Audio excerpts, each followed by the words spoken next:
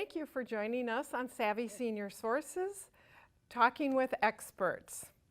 Let's take a moment and hear from our sponsors, GWG Life and Reverse Mortgages SIDAC. Provide for your long-term care. Convert your life insurance towards payments for long-term care. If you are concerned about future health care, you can convert your life insurance to pay for home care or assisted living. Health problems can be stressful enough without the added burden of financial obligations. If you feel that you no longer need your life insurance policy, you may want to apply the value towards long-term care.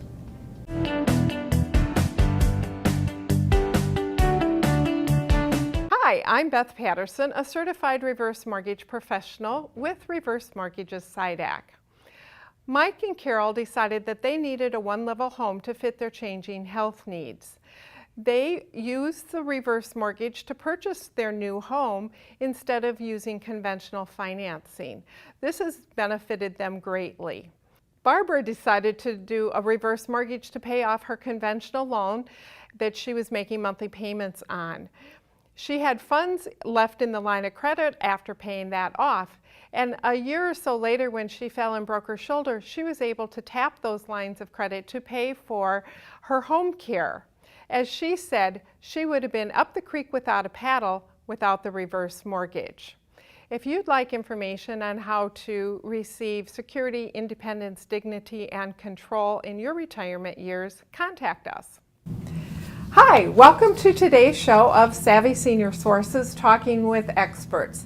Savvy Senior Sources guide your way through resources A to V, through the TV shows, but also through a resource guide and our website, www.savvyseniorsources.com.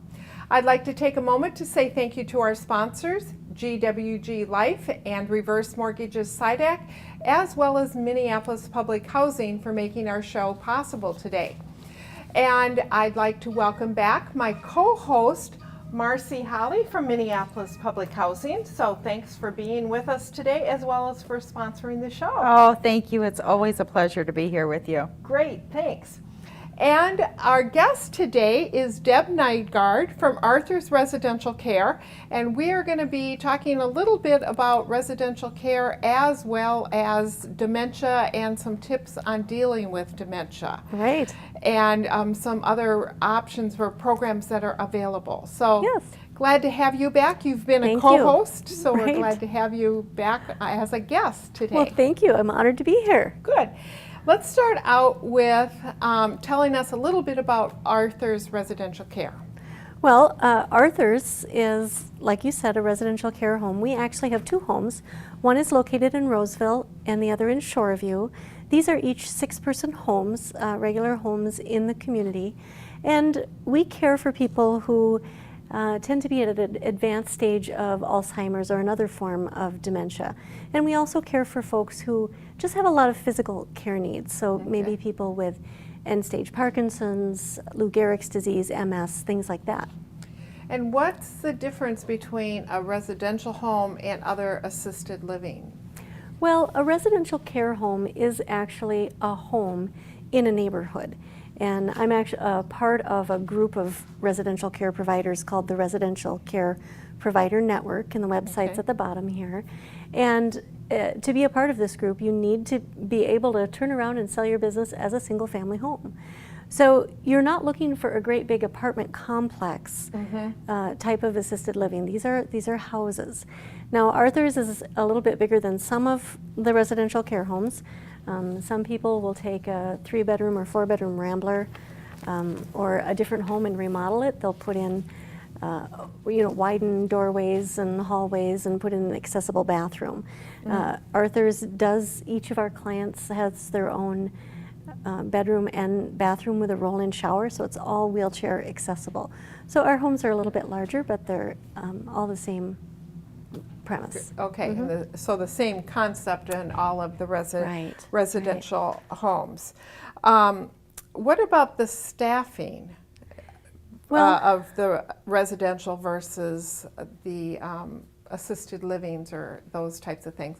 Because sometimes I hear that in assisted living, somebody will say, oh, well, I'm going to move mom to the assisted living because somebody will be with her 24 hours or right there 24 hours.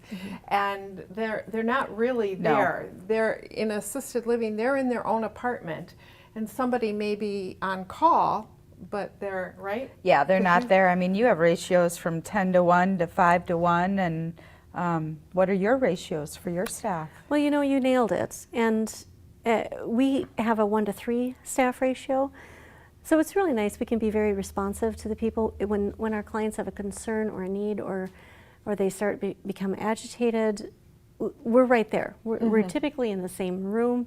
And even if I'm busy doing something with another client, I can often say, oh, I'll be with you in just a minute. Yeah, would you wait? I'll come with you.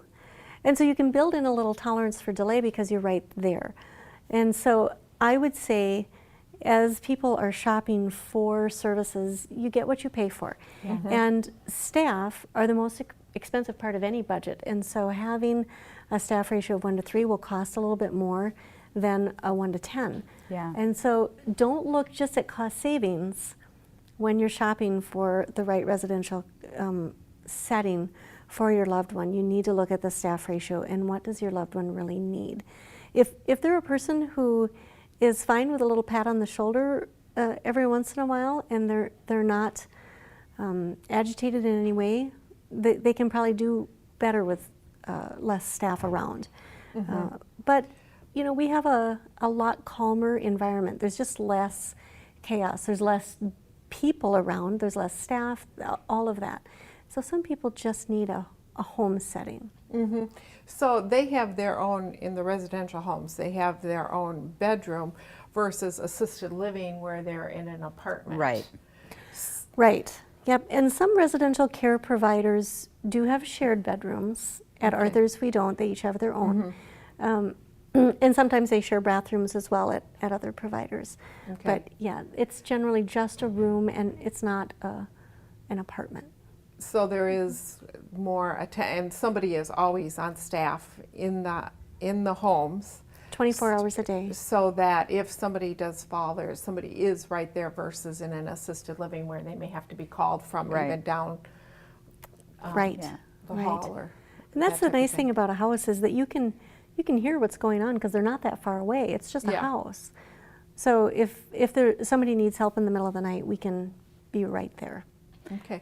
I have 2 questions for you. Yeah. My first one is, what kind of clients do you attract? You know, I would say a lot of the people who come to the residential care setting are people who were unsuccessful in a big place. So they might try the large apartment continuum of living because they think they can age in place. You know, in actuality, they're moving from building to building. But sometimes still the environment is just too big. We get a lot of people who are asked to leave because of challenging behaviors, or they're too confused, or they're escaping.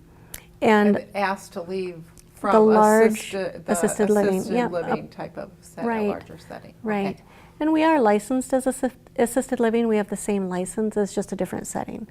Yeah. So, and there are those who just simply desire a small setting. You know, we have people come in and say, oh, my mother had a kitchen just like this one. Or, oh, the fireplace wall looks just like the one that Dad had in his house. Yeah. And so they're attracted to a home and not, you know, having a numbered apartment that it might be difficult and confusing to find. Well, and get lost in, you know, some of these big assisted livings. Correct. Do you accept any, like, elderly waiver or anything like that, or are you just private pay? At Arthur's, we do not. We're only private pay. Okay. Even some of the large assisted livings, they might have 120 bed capacity, and they may have 1 or 2 elderly waiver beds. So all of those apartments are subsidizing that bed. It's hard to make it go. There are a few providers that do residential care homes that will accept elderly waiver, and if you go to that website, you'll be able to find it for the residential care network. Okay. So yeah, we'll definitely put that on the bottom of the screen. So let's talk a little bit about memory cafes. Yes. Which I want you to define them, and I understand that Minnesota and actually Roseville, Minnesota had the first memory cafe in the United States. So talk about Right. what is a memory cafe, and then a little bit about how it came about. Well, I very affectionately blame Lori LeBay for this. Lori LeBay is a nationally known speaker. She has her own business called Alzheimer Speaks. And Lori brought the idea of the Memory Cafe over from the UK. And the makeup of the group can kind of be molded to what the individuals in each group want. And so what ours has turned out to be is a support group. And so Arthur's Residential Care sponsors and pays for Arthur's Memory Cafe, and they meet at our coffee shop, which is J. Arthur's Coffee in Roseville. They're all ours, and so the support group, they meet together every other week, second and fourth Wednesdays of the month, and Lori is facilitating the group, and she's just a tremendous resource. She is. She's amazing. And this cafe is for caregivers. It is for both the caregiver and the care receiver. Oh, okay. So they come together. Most of them are spouses. They don't have to be. And anyone is welcome to come. And most of the time is spent, everybody kind of gets the floor for a little time, and they share what's going on, and they use each other as a sounding board. As a matter of fact, one of the couples said that they cross out on the calendar the days until the next time they meet.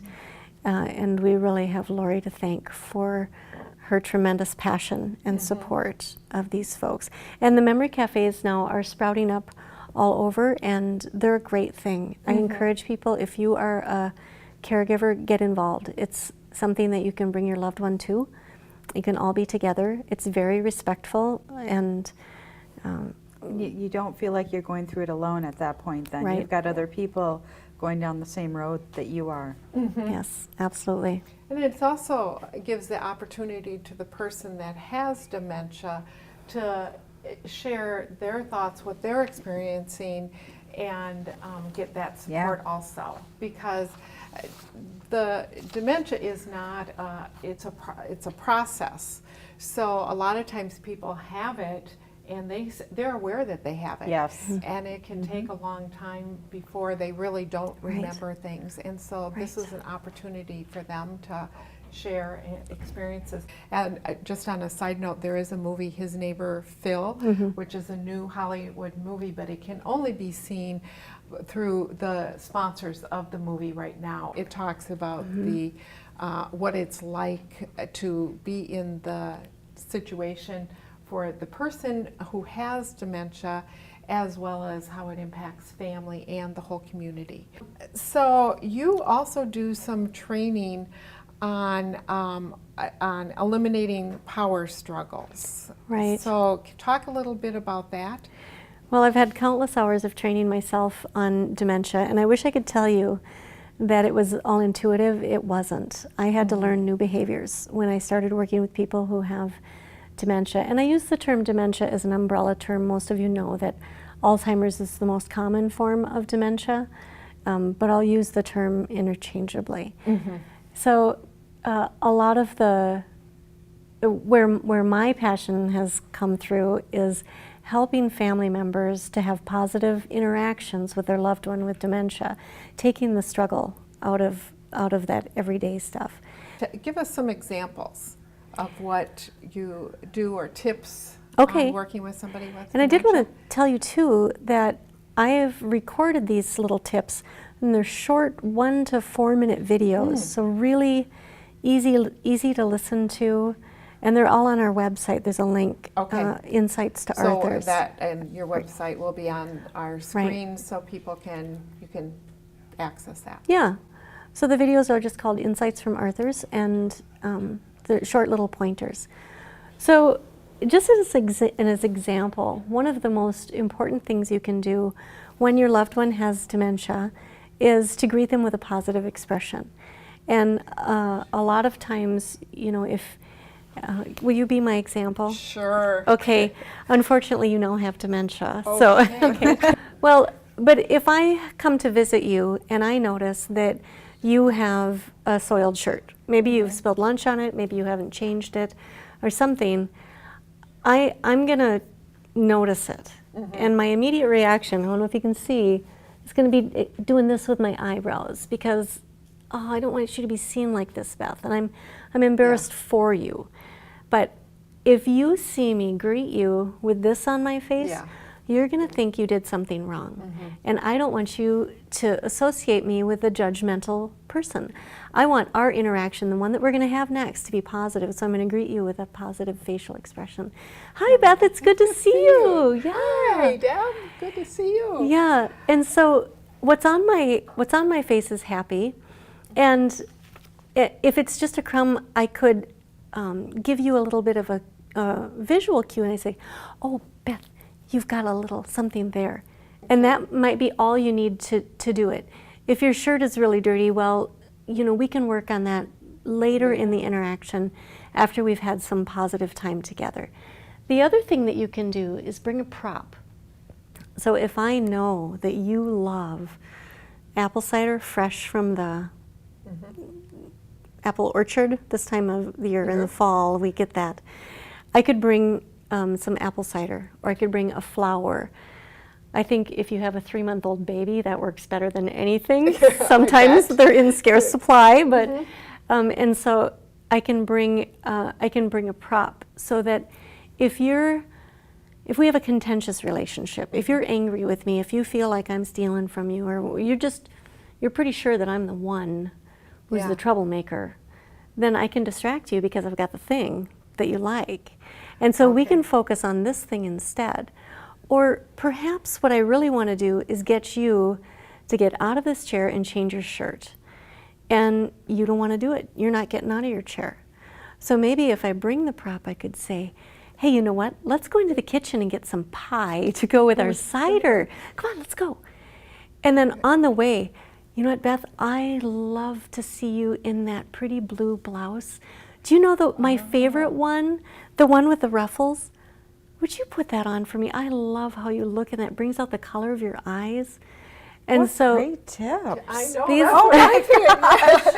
So I've never talked about, the goal is your shirt is dirty and you're a slob and I can't believe you're going to be seen like this.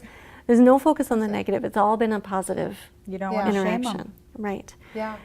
And I could do the same thing if my goal is to get you to the bathroom. So once we're up and we're going and we're on our way to the kitchen, we're on our way to the car. Oh, look here's the bathroom. You know what? My mother said, never miss an opportunity to pee. Let's go in here.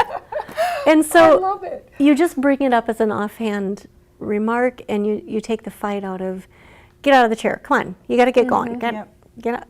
So, Yeah. Great tips. Some great tips. So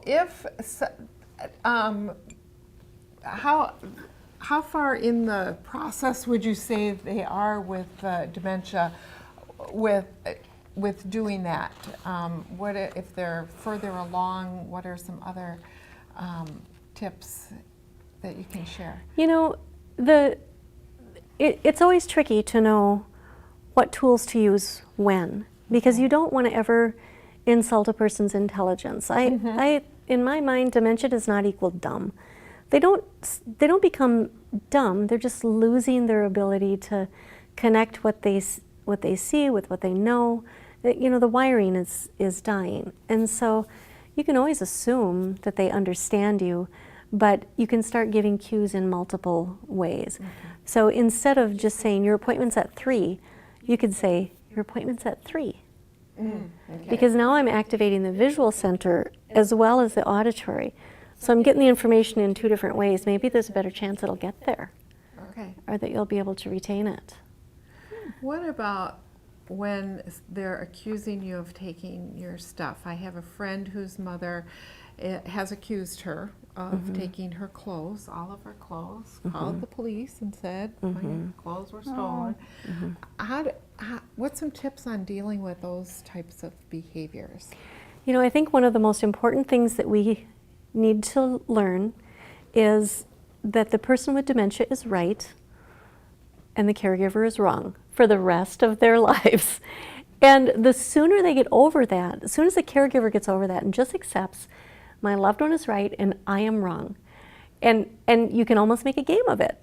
How can I prove that you're right in everything that you say? That the sooner they'll take the fight out of their interactions. So in the example, you're taking my stuff. Don't correct them because they're right. Somebody is taking their stuff. You know it's not true, but in your mind you've got to think you're right.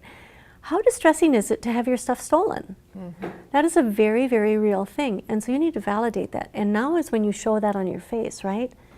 And you show, I get it. If you try to calm them down, oh no, it's still there, they're going to have to prove their point more emphatically, and it might lead to aggression. Mm-hmm. Because doggone it, they're taking my stuff. In their mind. And so show it on your face, you get this. They're taking my stuff. That is really upsetting. Oh my word. Do you want me to help you find this stuff? And so you can, depending on what stage they're at, you might be able to help them look. You know, I don't want to accuse anybody, especially if they're missing their pocketbook or their money. I don't want to accuse anybody, so let me help you look for just a few minutes, and then I'm going to take care of it. If we can't find it, I'm calling the police for you.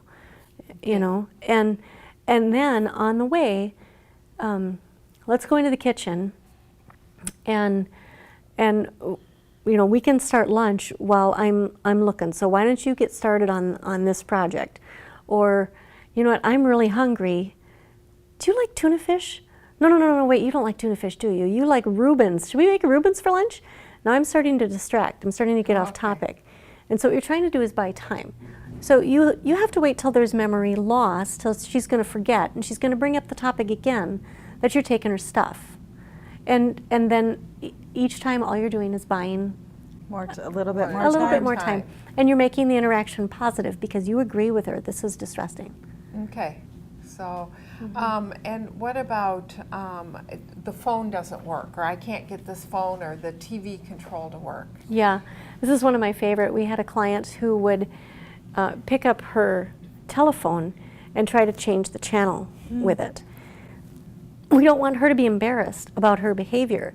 And so when she's frustrated about the stupid remote won't work, oh, I'm sorry, I gave you the wrong thing. I'm so embarrassed. Try this one, this will work better. And I'm just gonna put this other one away. I don't know what I was thinking. And so that's when they're picking up the wrong Yeah, control. right, So, okay. right. So again, it was my fault. I gave her the wrong thing, which wasn't true. But you see, you take the blame. Yep. Take the blame for everything because they save face. And when you help them look good, they remember the emotion. So the next time they see you, even if they can't remember your name, you're like, oh, this is a person that makes me feel good. Yeah. Yeah, they don't treat me disrespectfully. They can hold on to an emotion. What about if they're seeing somebody outside, or they're afraid of somebody, that they're a scary person? You know, and hallucinations are not uncommon. As the brain is dying, all those neurons are dying, hallucinations can happen. A lot of times people will need to start seeing someone, a neurologist or somebody later on, so it's not a surprise. So if your loved one is looking out a window and they see a scary guy, you can look out the window and see nothing, right? But remember, they're right and you're wrong. If you looked out the window and there really was a scary man, you would be terrified. Mm-hmm. And so again, you show it on your face. Oh my word, you're concerned about the scary guy. Let's go into the kitchen and I'm going to take care of this right away. And then we distract. You know what? When we're in the kitchen, I just got the apple cider. I made some cookies. I've got some fresh coffee beans. There is something that your loved one loves in the kitchen, in another room. Yep. But the idea is to relocate. So you're getting away from the thing that keeps triggering that thought. Every time they look out the window, they're going to see the scary guy. So you've got to get, redirect, relocate, get them onto a new script. Well, because of the disease and their memory, will they not remember that, when you get them to the kitchen, they won't remember that there is somebody that they were just afraid of, or that they couldn't get the TV to work? At some point. you know, and a lot of this is experimentation. I say this has been such a enjoyable field for me to learn, because when I make a catastrophic mistake, and I have made plenty, they usually forget and you get to try again. Yeah. So the feedback loop is really tight. Yeah. Yeah. Yeah. Okay. And we just have a couple minutes left. Talk a little bit about, well, one thing is medications. Okay, this is one of my favorite stories. I have some non-medications that are just my all-time favorite tools. So a real common theme at Arthur's is when we get a new client, they know that's not their home, right? And they have to get home. And a lot of times I think in their mind, home means the place I'm comfortable and don't have dementia. But nonetheless, they know Arthur's isn't their home and they've got to get home. And if you don't address that, it's going to escalate. I got to go home. I got to go home. Why don't you take me home? Are you robbing my place? Yep. And so what we can do, because we have enough staff around, we could say, oh, I could take you. Why don't you go get your purse? Fight gone, right? You go out to for a ride in the community. All of our staff can drive. And you go to Dairy Queen, you get an ice cream cone. Ice cream, we've learned, solves most problems. And then you can come back to the house. You've gotten them off, they were perseverating on an issue, got them off track, changed the scenery, and you can go back to the house. So my other favorite is bubblegum. We had a client who would talk himself into a high state of anxiety. And when he got there, it was, he was trying to help the other clients, keep them safe, and it wasn't safe for the other clients. So once he started talking and we could tell he was going to ramp up, we'd give him a piece of bubblegum. And people with dementia have a difficult time multitasking. And so That would be he's managing this big wad in his mouth and he can't escalate. Yep. No psychotropic medications, no restraints, bubblegum. What a fun So idea. we've got a few more, but yes, we want to talk about. Because we're out of time. So thank you, Yes, Beth Nygaard absolutely. from Arthur's Residential Care, for joining us and all of the information. Thank you, Marci, for co-hosting, and also for Minneapolis Public Housing for sponsoring. And a special thank you to our other sponsors, GWG Life and Reverse Mortgages SIDAC. And don't forget to go to SavvySeniorSources.com for information on resources and the guidebook. What is the secondary market for life insurance? The secondary market for life insurance is an emerging financial market that provides individuals options with their policies. These options allow policyholders to benefit from the value of their life insurance. Policies are sometimes a financial burden, especially for seniors, as premiums often increase over time. The secondary market offers financial alternatives that can help policyholders benefit from their life insurance now.